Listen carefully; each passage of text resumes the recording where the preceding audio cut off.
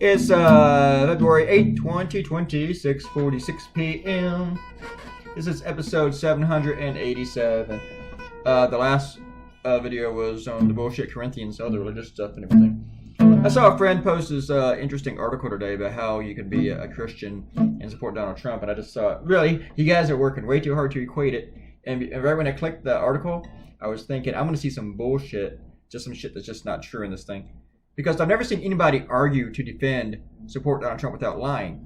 And of course, there was a whole bunch of bullshit in that article. And you'll be proud of me to know that I didn't comment on it. I didn't comment on the friends link. Then I saw a couple of others posted. So then I move on today to, I do this morning. I woke up about 3 a.m. And I was surprised I was waking up because I thought I was really, really tired. But, and I got to work on this. I already had the idea. I had sent a rough of this to CNN, but they had already pretty much made up their mind by that point. And then when I sent it, I was thinking, I bet some other people would draw heads on pikes, but they're probably not going to do it the same way that I am here with I learned his lesson shit. So I went with it. But at first, I didn't really think that much of it. I was sending it to him, and I was mostly having fun sending it to the editor because he said it was dark. So I sent it back to him with smiley faces on the pikes instead of the other heads.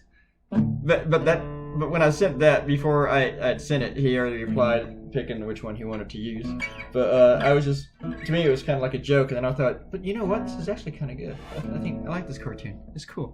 It has over 100 shares on Facebook today, so we're good. And yeah, Donald Trump.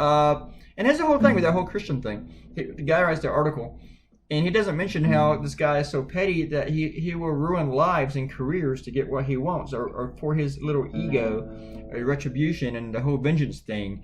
But I guess, maybe they read, the First Testament. They like the angry God thing. They think Trump is their God. So you don't hear these people say anything about it. Susan Collins was talking, that she's going to vote to acquit Trump because he learned his lesson from impeachment. He hasn't learned shit except that he can get away with it. And that he can go punish and just go after people. At least they're not doing it like in North Korea yet, and they're shooting his critics with anti-aircraft guns, which they've done, or throwing them to dogs, which they've done. But we're not to that point yet. And when I say yet, 2 years ago you would have said that we weren't to this point. Firing people in retribution and shit. Actually, maybe we would have, because he had already fired James Comey and Andrew McCabe and everything. Yeah, this is pathetic. I mean, he fired Andrew McCabe hours before he qualified for his pension. But the guy who wrote that Christian article, and my friends who shared it, they don't bring that up. They don't. People suck. All right, do some shout-outs. Robert Coutinho writes, according to Christian doctrine, the only unforgivable sin is blaspheming the Holy Spirit. Most people do not actually know what that is. It consists of actually speaking for God, such as what Franklin Graham does for a living, but doing it falsely and for your own purposes. I like that you point that out, and that is good. But all these Christian people, they always speak for God. Even the ones who aren't preachers, they all speak for God, And I think whenever you say that when they say they pray for you, and you say, no, they don't pray at all. Well, then are you speaking for God? Are you speaking for yourself? How can you judge somebody else's religion? And I'm not religious at all, but I do respect that people have faith, and I don't try to talk them out of it. But yeah, I just think, that's bullshit. Errol says, I'm not feeling terribly religious, but I still know I have a lot to ask God for forgiveness for. I can only imagine what Trump has to ask for forgiveness for. Narcissist. Here's the other thing. I don't think you have to be religious to ask for forgiveness. At some point in your life, you do need to ask somebody for forgiveness when you've done something bad.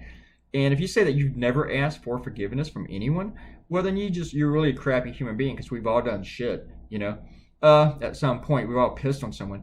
Errol's also hoping that you won't have a potty mouth internet in the future.